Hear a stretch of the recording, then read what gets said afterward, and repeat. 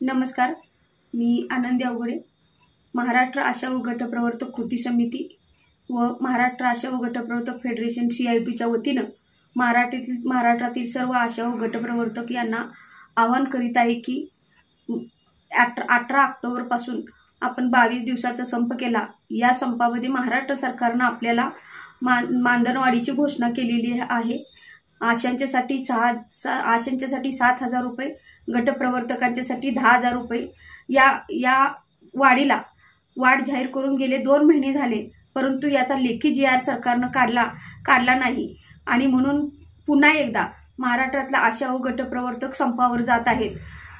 त्यामुळे महाराष्ट्रातल्या सर्व आशा व गटप्रवर्तक यांनी या संपामध्ये 100% संख्येने सहभागी व्हावं व हा संप यशस्वी करावा असे आवाहन मी महाराष्ट्रातल्या आशा व गटप्रवर्तक यांना करीत आहे। बऱ्याच आशा व गटप्रवर्तक या नाराज झालेले आहेत की संपाच्या काळात आमचे 1 महिन्याचं मानधन कपात झालेलं आहे आणि त्यामुळं आम्ही आता कसं संपात सहभागी होऊ असा एक प्रश्न महाराष्ट्रातल्या सर्व आशा व गटप्रवर्तक यांना पडलेला आहे।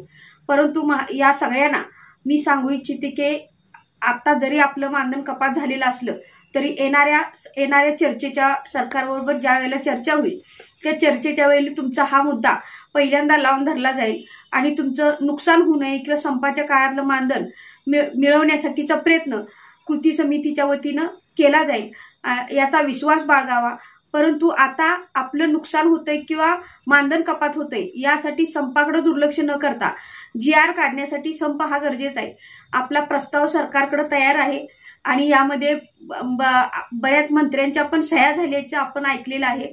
यामध्ये आरोग्य मंत्र्यांनी सह्या केलेल्या आहेत, त्याशिवाय मुख्यमंत्र्यांनी याला मान्यता दिलेली आहे। फक्त कॅबिनेटमध्ये हा विषय आशा व गटप्रवर्तक यांच्या मानधनाचा विषय येऊन त्याचा GR निघण्याचं बाकी आहे आणि यासाठी आपल्याला हा संप करावा लागत आहे आणि म्हणून GR काढेपर्यंत आपण आता संप करू शकतो आणि म्हणून आपल्याला आता आपलं नुकसान किंवा संपाच्या काळात मानधन कपात होतंय हे याकडे न बघता आपला डोळा किंवा आपलं टार्गेट हे आपला GR कसा निघेल याकडे असायला पाहिजे।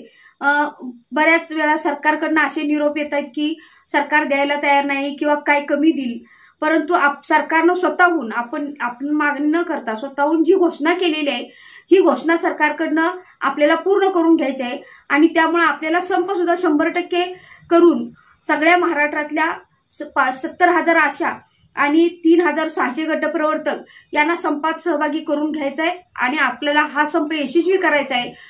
याकडे आपण लक्ष दिलं पाहिजे आणि म्हणून सगळ्या आशांनी गटप्रवर्तकांनी या संपामध्ये मोठ्या संख्येने सहभागी झालं पाहिजे। या दरम्यान होणाऱ्या आंदोलनामध्येही सहभागी झालं पाहिजे आणि आपल्या PSC पातळीवरची आपली सर्व कामे बंद कशी होतील याकडे लक्ष दिले पाहिजे। यामध्ये आपल्याला आता नवीन काही कामं सांगण्यात आलेली आहेत। यामध्ये मराठा आरक्षणाचा सर्वे असेल किंवा आपल्या ज्या गावात विकास यात्रा येत आहे या यात्रेसाठी उपस्थित राहण्याचं आवाहन आशा गटप्रवर्तकांना करण्यात येत आहे। अशी कुठलीही कामं आपण या संपाच्या दरम्यान करणार नाही। आपल्याला जी विना मोबदला सांगितलं जाणारी कुठलीही कामं आपण यापूर्वी करणार नाही असं सांगितलं होतं, परंतु या संपाच्या दरम्यान अशी कोणतीही कामं आपण करणार नाही हे ठामपणे आपल्या आरोग्य विभागाला प्रशासनाला सांगितलं पाहिजे आणि आपला हा संप सर्व आशा व गटप्रवर्तकांनी यशस्वी केला पाहिजे असे आवाहन मी आजच्या या निमित्तानं करीत आहे। धन्यवाद।